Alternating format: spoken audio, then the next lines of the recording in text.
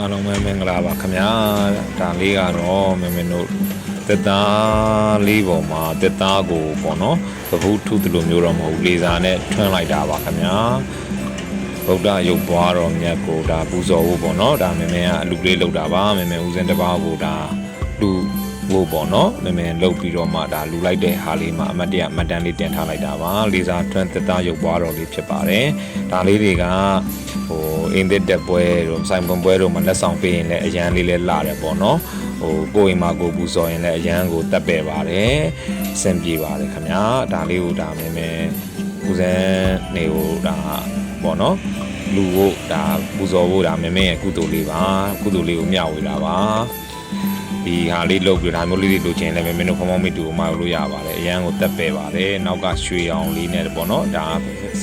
ရုပ်ပွားဆန်းလူတော်ပုံလေးကိုတော့ဒါလေစာလေးဖောက်ပြီးတော့မှဒါလုပ်ပေးထားတာဖြစ်ပါတယ်။ဒါမျိုးလေးတွေပူဇော်ခြင်းနဲ့ဆိုရင်လည်းဖမောင်းမိတူမှာမာယူစိတ်တိုင်းကြဒီဇိုင်းများကိုမာယူဆက်သွင်းနိုင်ပါတယ်ခင်ဗျာ။အားလုံးကိုကျေးဇူးတင်ပါတယ်